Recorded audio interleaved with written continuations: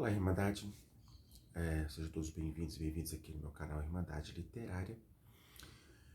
E vamos dar continuidade ao nosso projeto Os Contos de Tolstói, que neste quinto conto, que é o difícil, mas se faz necessário para contar horrores da guerra de Sebastopol em maio. Esse é o quinto conto de Tolstói, eu vou direto ao assunto.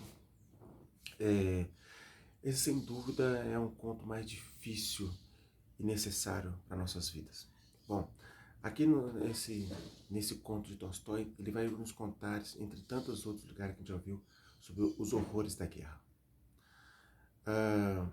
Todo mundo já viu filmes de guerra, como o Resgate do Soldado Ryan, né?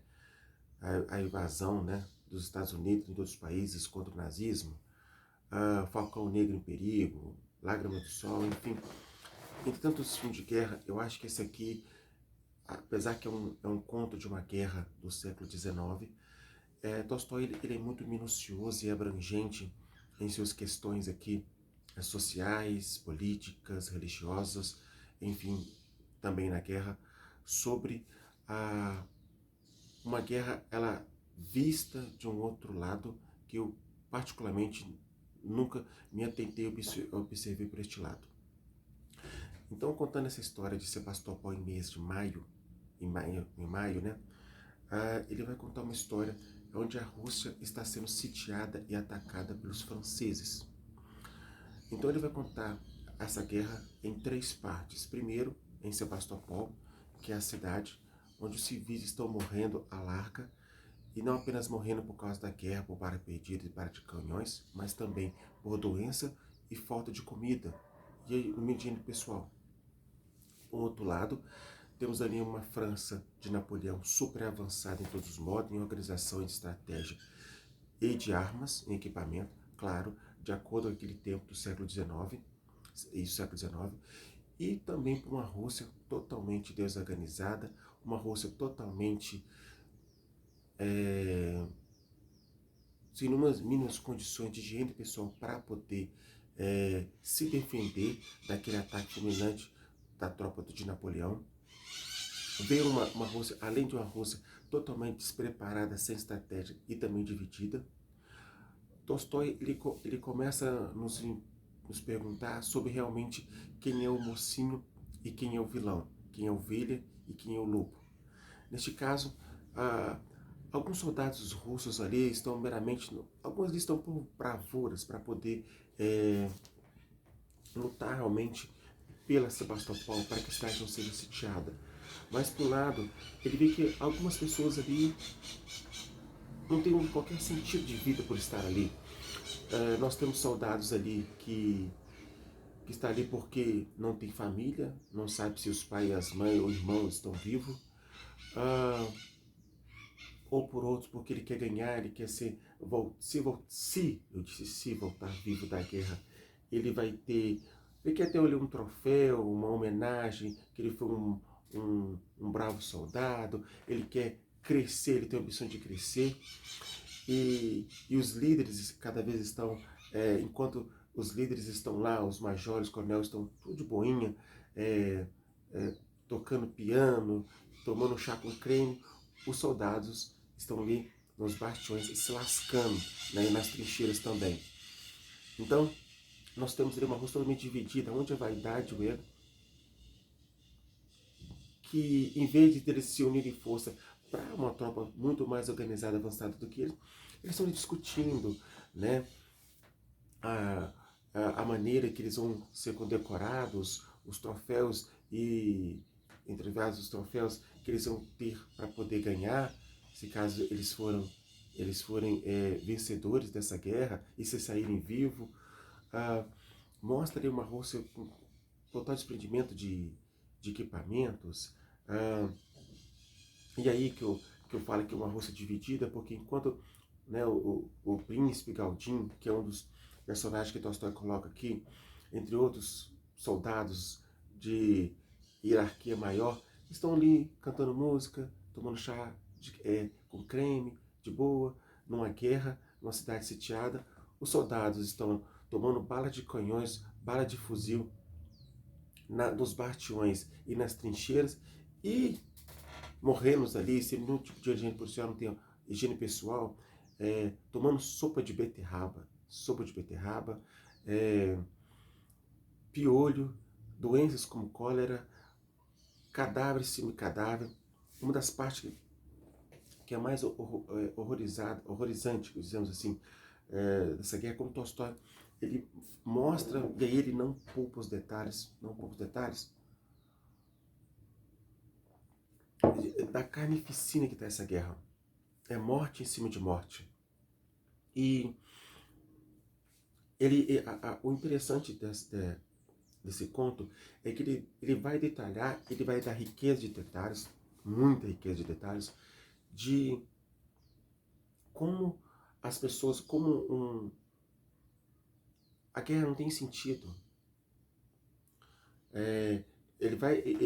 De todos os filmes de guerra que eu gosto, sou fascinado principalmente pela Primeira e Segunda Guerra, eu tenho pouca coisa de detalhe da Primeira Guerra. Eu tenho conhecimento muito, muito pequeno sobre a Segunda Guerra, claro, sobre o nazismo, o fascismo, aquela história que todo mundo já conhece.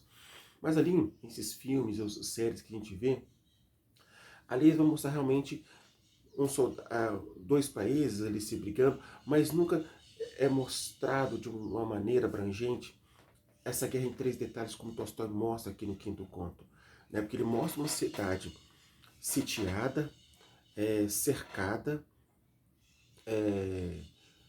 as pessoas morrendo de fome, as pessoas sem nenhuma esperança de vida, sem higiene pessoal, sendo atacado, você pode ser morto de uma hora para outra, uma bala de cair em cima de você. Um exército que, em vez de se unir, eles estão pensando no seu umbigo, para não dizer outra coisa, que alguns soldados realmente estão ali porque não tem esperança de voltar vivo, porque se voltar ele tem uma dívida para pagar. Outros eles querem ambição não de ajudar a livrar aquela cidade do ataque de Napoleão e da sua tropa, mas de sim do seu bem-estar pessoal. E aí do outro lado ele vai mostrar uma França muito, mas muito bem organizada. Ali uma outra, os russos podem ter tido ali uma certa vantagem, assim, mas a desproporção é muito grande. Mas o que me mais chama atenção nessa guerra, eu acho que o Tolstói, ele quer nos mostrar uma vida de uma maneira diferente. Que nessa guerra, por exemplo, como uma novela que ele fala, que é um conto, uma novela pequena que ele está contando ali, quando existe vilões e heróis, né? Lobos e ovelhas, ali mostra simplesmente o ego, a vaidade, a ganância, a ambição. Aquela pessoa, por exemplo, que você salvou, né, teve sentimento de empatia, ajudou essa pessoa que vai te trair, que vai te deixar dentro do próprio exército. Você começa a perguntar qual é o sentido que a guerra faz, qual é o sentido do que as pessoas realmente... Por que você quer invadir um país? Porque você quer roubar ali você quer roubar ali o espaço, o terreno do seu inimigo, você quer roubar ali os seus mantimentos, seu dinheiro, né, as suas riquezas, e expandir, né, o seu império. Por causa de uma vaidade, de um ego, de um ser tão, né, todo mundo sabe como era o santo Napoleão, né? Pode dizer que ele foi um grande líder, com muitas aspas, mas ele era um sanguinário, né? O que Napoleão fez, alguns podem dizer, né, há os contraditórios, né? Que ele fez ali parte da Revolução Russa. Mas, se a gente aprofundar aqui, eu não vou me detalhar nessa parte de Napoleão, mas quem sabe o que ele fez, né? Então, eu acho que para quem gosta, como eu, de saber sobre a Primeira Guerra, a Segunda Guerra, que está mais ali no século XX, eu nunca vi assim, um conto com 20 e poucas páginas, ou talvez até menos do que isso, não cheguei a contar, mas bem pouco. Qual é a riqueza de detalhes de uma guerra que você para pensar? Tá, você lutou para a guerra para isso? É isso então que é um decorrente de uma... É para isso que vidas são desperdiçadas, mortas, sem nenhum sentido, só simplesmente por isso?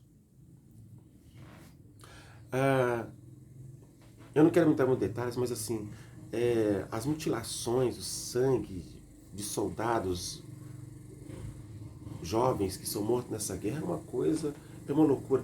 Porque na introdução do livro aqui, né, a Tolstói, né, um escritor dessa obra, ele também ele serviu o exército russo. Então, querendo ou não, o escritor sempre vai contar um pouco da sua história, daquilo que ele viveu. Todo escritor ele tem isso. É uma leitura difícil. Eu estou tentando até arrumar aqui palavras é, para poder colocar para vocês, tão complexo é isso. Ele divide então em três partes essa guerra, né? Tem um personagem principal aqui que é o... Vou tentar aqui, o meu russo, gente me perdoe, escreve aqui nos comentários se essa é a minha pronúncia correta do russo. Mikhailov, que é um dos personagens principais. Neste conto, Sebastopol e Maio, Tolstói ele apresenta muitos e muitos personagens, né? Então não vou detalhar em cada um deles, eu vou mais no principal, que é o Mikhailov, né? Ali é um soldado corajoso que está ali achando que está defendendo a Rússia e que tem um sentido maior, que tem, claro, você quer deixar o seu país seja atacado e escravizado por um outro país, mas depois ele começa a ver aquele tipo de de história que ele começa a ver que não tem nenhum sentido, não faz sentido. Ele recebe uma carta do amigo, né, que tá achando que a guerra tá mil maravilha. Claro, o elogia, porque né, que é um soldado de alta bravura. A esposa desse amigo fala muito bem dele, que tem uma certa amizade por ele. Eu acredito também que ele tinha até uma coisinha assim pela esposa do amigo dele, mas enfim, eu não vou pegar esses detalhes. Uma opinião que eu vi ali, mas isso é o de menos na guerra, eu não vou abranger nesse lado. Então, e um detalhe que quanto mais ele começa a ver o andar dessa guerra, mais as coisas vão piorando.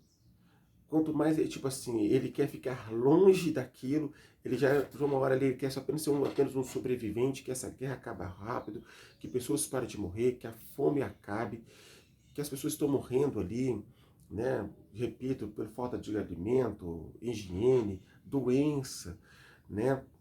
Corpos mutilados aos montes. Uma hora você já não sabe quando é dia, quando é noite, porque os bombardeios são tão grandes, tão intensos, vorazes, que sai aquela nuvem negra no céu, você não tem noção do que está acontecendo. É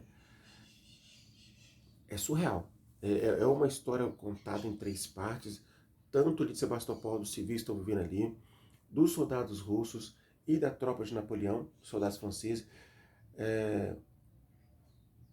de uma certa bravura, de uma inocência de um soldado, acreditando que sim, todos estão do mesmo lado para vencer essa guerra, mas na verdade não é tão assim. E depois Tolstói ele faz no final desse conto, eu não vou dar spoiler nesse conto, mas eu vou dar um pequeno... o Tolstói ele é genial, ele foi genial. Ele conta uma história de um menino de 10 anos, e isso vai também no finalzinho do livro. E a experiência que ele teve da guerra, ao ver aqueles tanto de gente, é surreal. Daqueles corpos, aquele gente, né? Tanto corpo ali, tanta coisa acontecendo que já está apodrecendo, o fedor está exaurido, né? Então você tem que ver aquele cheiro de cadáveres, de cheiro de bala, fogo, para tudo quanto é lado. E, gente, é uma coisa que você para pensar até onde que certos seres humanos podem chegar, né? Por causa do seu ego, por causa da sua vaidade, da sua arrogância, da sua prepotência. Apenas para conseguir uma coisa do seu ego, da sua vaidade.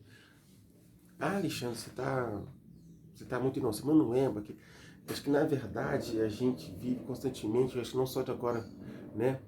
Uma distopia, eu acho que desde que a gente se deu no mundo, acho que o mundo já vive uma distopia há muito tempo. E é uma coisa, eu nunca vi, para um livro de guerra para o século XIX, eu nunca vi uma coisa assim tão devastadora, tão riqueza de detalhes. Eu não vou contar muita coisa porque vai tirar a sua experiência de uma obra tão bonita, tão repleta, tão digna, além de tudo, devastadora, mas profunda. É, por que eu gosto desse tipo de literatura? Porque por mais que ela te incomode, porque é uma coisa, uma literatura áspera, azeda, difícil, mas ela é necessária, ela é, ela tem que se fazer presente para você entender onde nós estamos e como chegamos em ser da humanidade, que a guerra simplesmente não, não faz nenhum sentido. É uma coisa, e é claro, a maneira que o Tolstói escreveu este conto é uma coisa espetacular, não tenho o que dizer. Eu tive que reler esse conto mais de uma, reler alguns trechos para entender, pegar os principais trechos deste conto e não dar spoiler para não estragar a sua experiência. E aí, além dessa experiência desse menino que ele teve de 10 anos no finalzinho dessa guerra que o Tolstói coloca, que é uma coisa, uma criança de 10 anos não merece passar por situação, nenhuma criança merece. Aí, ele me coloca uma parte desse livro com os soldados franceses e os russos. Eu falo assim, é sério? Vai terminar desse jeito?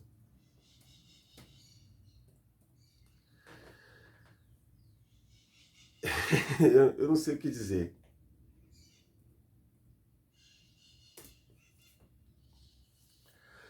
É uma coisa sem nenhum sentido, sem nenhum... É pavoroso, sabe? É uma coisa... Eu estou tentando pegar uma coisa aqui para mostrar para vocês aqui.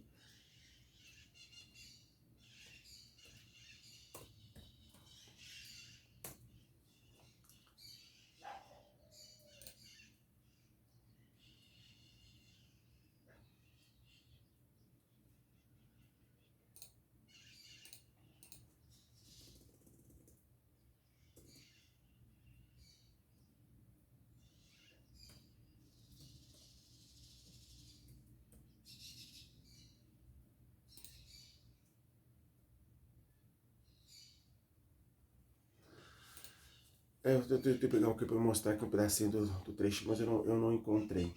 Mas sobre a cidade de Sebastopol mesmo, quando ela foi sitiada. Mas eu posso dizer que é uma história, é uma cartaz, é um devaneio, é um, podemos dizer assim, que de acordo com aquele tempo, poderia ter sido uma distopia, né, que é uma distopia constante. Me faltam palavras para descrever, como eu disse, uma história rica em detalhes de uma tragédia,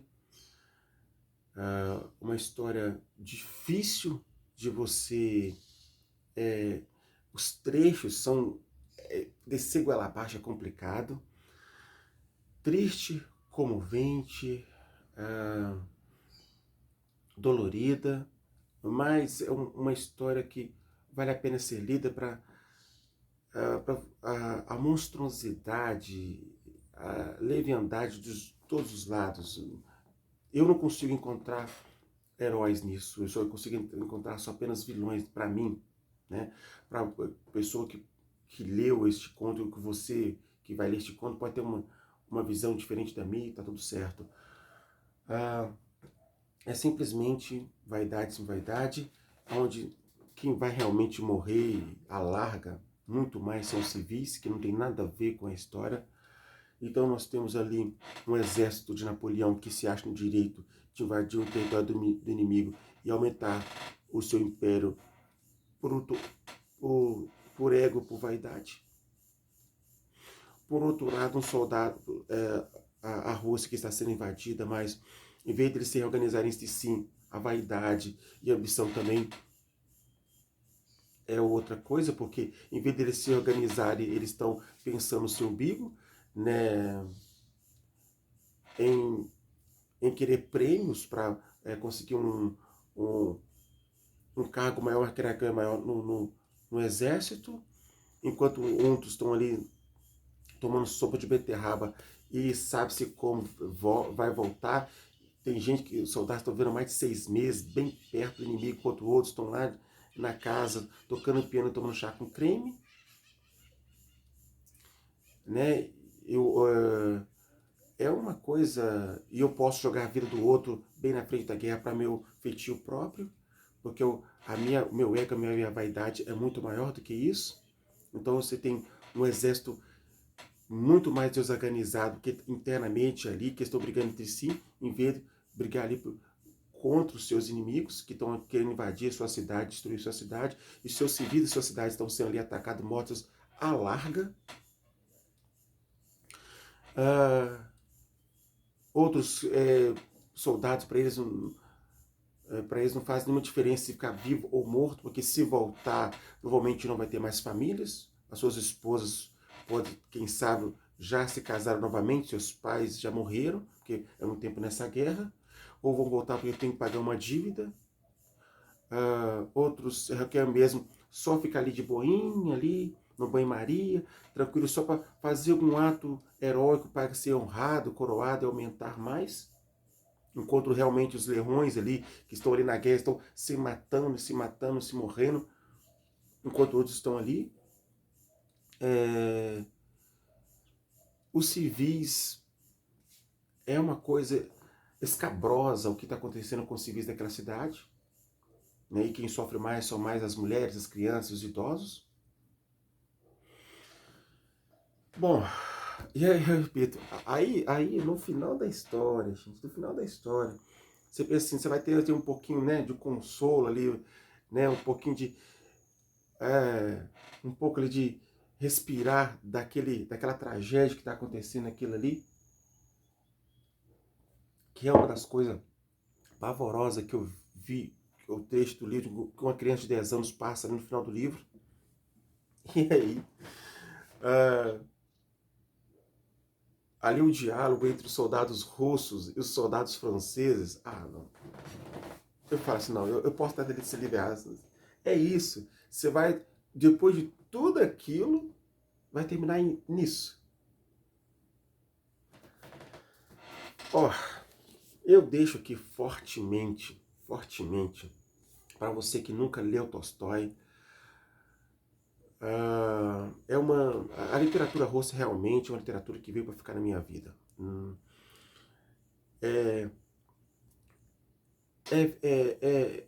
É uma literatura azeda, podemos dizer assim, dolorida, forte, mas ela é necessária. Eu acredito que as pessoas têm que realmente conhecer até onde o limite da certa humanidade pode chegar. Muitas vezes a gente acha que os demônios, a gente está confundindo demônios, muito aqueles demônios da escrita da Bíblia, né, o inferno, ou os 9 infernos de Dante, ou o inferno do Paraíso Perdido do Milton, ou até mesmo, esse aqui, guardado as devidas proporções, me fez muito lembrar sobre, estou terminando o vídeo, está ficando um pouco longo, sobre aquele livro do Dostoiévski, Os Demônios. Guardado as devidas proporções, me fez lembrar algumas coisas. Você nunca leu Os Demônios de Dostoiévski, você não sabe o que você está perdendo. Muitas vezes os demônios estão muito mais perto de nós do que podemos imaginar, né? As pessoas estão, né, achando que os demônios é só aquele demônio, né, que está ali no inferno, papapá, que está escrito na Bíblia, ou os demônios ali de, né, o inferno, o demônio ali de Dante, os novos infernos de Dante ali, o paraíso perdido de Milton, repetindo, sem querer ser incisivo aqui e repetindo, ou até o próprio que me fez lembrar alguns trechos, me fez lembrar de Os Demônios de Dostoiévski. Claro que não é uma outra história, mas alguns trechos ali me fez pensar aqui, das certas pessoas, e que se dizem, enfim, homens de Deus, enfim, é difícil. Eu não estou fazendo nenhuma crítica a nenhum tipo de religião, porque até então eu acredito em Deus, mas pessoas que usam a religião, que usam o nome de Deus para um bem maior, para sua vaidade maior, e as pessoas caem nessa atrocidade, nessa tragédia desumana e louca que você possa imaginar. Fica aqui fortemente a minha dica: leia Tolstói. É difícil aguentar pela baixa, mas leia Tolstói. Sua vida, te garanto, nunca mais será a mesma. Bom, é isso. Muito obrigado por ter assistido esse vídeo. Eu peço, por gentileza, se você não é inscrito neste canal, que você se inscreva.